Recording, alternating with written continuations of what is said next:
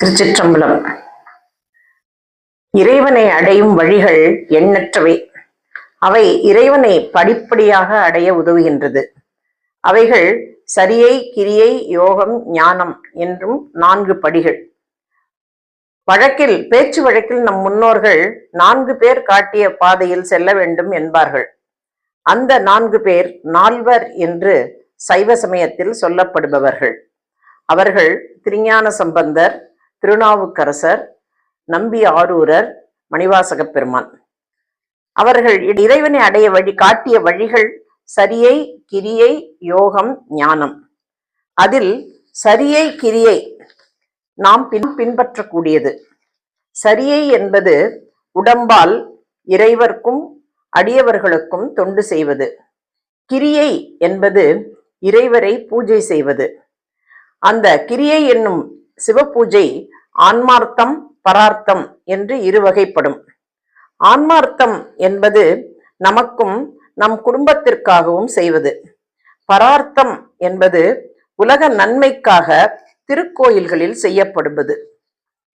இன்று இந்த காணொளியில் ஆன்மார்த்த பூசை செய்வது பற்றி காணப்போகிறோம்.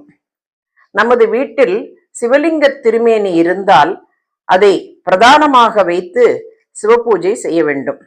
சிவலிங்க பூசையில் மற்ற தெய்வங்கள் அவரவர் இடங்கள் வந்து அமர்வார்கள். பின் பூசையை தொடங்க வேண்டும். அடியேன் இப்பொழுது அந்தர்யாக பூசை என்னும் அகப்பூசை செய்து புறப்பூசைக்காக இறைவனுடைய சிவலிங்க திருமேனிக்கு திருமஞ்சனம் செய்து எழுந்தருள பண்ணி இருக்கின்றேன். பின் அந்த சிவலிங்க திருமேனியை அலங்கரித்து அர்ச்சனை செய்ய வேண்டும். அர்ச்சனை செய்யும் பொழுது வடமொழி மந்திரம் தெரிந்தால் அந்த அஷ்டோத்திரம் என்கின்ற 8 மந்திரங்களை சொல்ல வேண்டும். அவை பவாய தேவாய நமக, ஓம் சர்வாய தேவாய நமக, ஓம் ஈசானாய தேவாய நமக, ஓம் பசுபதே தேவாய நமக, ஓம் ருத்ராய தேவாய நமக, ஓம் உக்ராய தேவாய நமக, ஓம் பீமாய தேவாய நமக, ஓம் மகதே தேவாய நமக, ஓம் மகாதேவாய நமக, ஓம் அகிலாண்டநாயகி அம்பிகா சமேத ஜம்புகேஸ்வர பரசிவாய நமக என்று அர்ச்சித்து பிறகு இறைவனுக்கு தூபம் காட்ட வேண்டும். தூபம் காட்டி பின்பு இறைவனுக்கு தீபம் காட்ட வேண்டும்.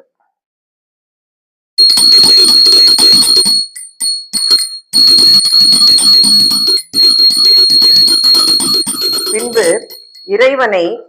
இறைவனுக்கு நிவேதனம் செய்ய வேண்டும்.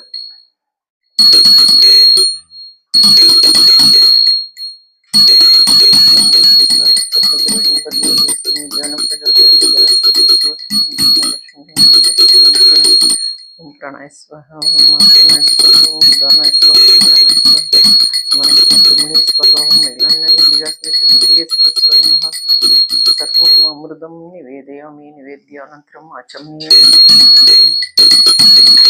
என்று இறைவனை அர்ச்சித்து நிவேதனம் செய்து பின்பு திருமுறைகளை பாட வேண்டும். திருச்சிற்றம்பலம். திருமுறை பாடி இறைவனை வணங்க வேண்டும். என்ன புண்ணியம் செய்தனை நெஞ்சமே இருங்கடல் வையத்து, முன்னம் நீ பொறி நல்வினை பயனிடை முழுமணி தரளங்கள், மன்னு காவிரி சூழ் திருவல்லஞ்சுழி வனனை வாயார பன்னியாதரித்து எத்தியும் பாடியும் வழிபடும் மதனாலே என்று இறைவனிடம் ஒரு பூவை சாற்ற வேண்டும். பின்பு மந்திரமாவது நீரு, வானவர் மேலது நீரு, சுந்தரமாவது நீரு, துதிக்கப்படுவது நீரு, தந்திரமாவது நீரு, சமயத்தில் உள்ளது நீரு செந்தூவர் வாய் உமை பங்கன் திரு ஆலவாயான் திருநீரே என்று இறைவனுக்கு திருநீரிட்டு அதை அலங்கரிக்க வேண்டும். பின்பு இறைவனுக்கு தீபம் தூப தீபங்கள் காட்ட வேண்டும். தூப தீபங்கள் காட்டும் பொழுது பாட வேண்டிய பாடல் சலம்பூவோடு தூபம் மறந்தறியேன் தமிழோடிசை பாடல் மறந்தறியேன் நலந்தீங்கிலும் உன்னை மறந்தறியேன் உன்னாமம் என்னாவில் மறந்தறியேன் உலந்தார் தலையில் பள்ளி கொண்டுழல்வாய் உடல் உள்ளூர் சூலை தவிர்த்தருளாய் அலந்தேன் அடியேன் அதிகை கெடில வீரகட்டா துறை அம்மானே என்று தூப தீபம் காட்டி பின்பு இறைவனுக்கு அர்ச்சனை செய்யும் பொழுது நாம் முன்பு சொன்ன அஷ்டோத்திர மந்திரத்தாலும் செய்யலாம். இல்ல இறைவனிடமுடைய திருமுறைகளில் இருக்கின்ற திருமுறையை போற்றி திருத்தாண்டகத்தை சொல்லியும் அர்ச்சனை செய்யலாம். பெற்றாகி விண்ணாகி நின்றாய் போற்றி மீளாமே ஆள் என்னை கொண்டாய் போற்றி ஊற்றாகி உள்ளே ஒளித்தாய் போற்றி ஓவாத சத்தத்து ஒலியே போற்றி ஆற்றாகி அங்கே அமர்ந்தாய் போற்றி ஆரங்கும் நாள் வேதமானாய் போற்றி காற்றாகி எங்கும் கலந்தாய் போற்றி கைலை மலையானே போற்றி போற்றி என்று அர்ச்சனை செய்து இறைவனுக்கு திருமுறை விண்ணப்பம் செய்து பின்பு இறைவனுக்கு நிவேதனம் செய்தோம். பின்பு இந்தவாறு திருமுறை விண்ணப்பத்திற்கு பிறகும் நிவேதனம் செய்ய வேண்டும். நிவேதனம் செய்து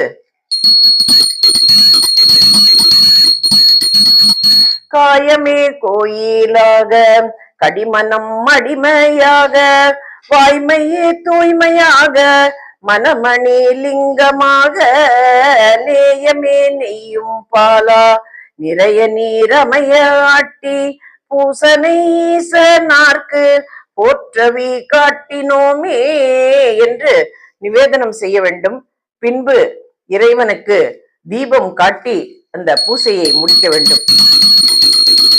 இல்லக விளக்கது இருள் கெடுப்பது சொல்லக விளக்கது சோதி உள்ளது பல்லக விளக்கது பலரும் காண்பது நல்லக விளக்கது நமச்சிவாயவே என்று தீபம் காட்டி இறைவனுடைய பூசையை முடிக்க வேண்டும். திருச்சிற்றம்பலம்.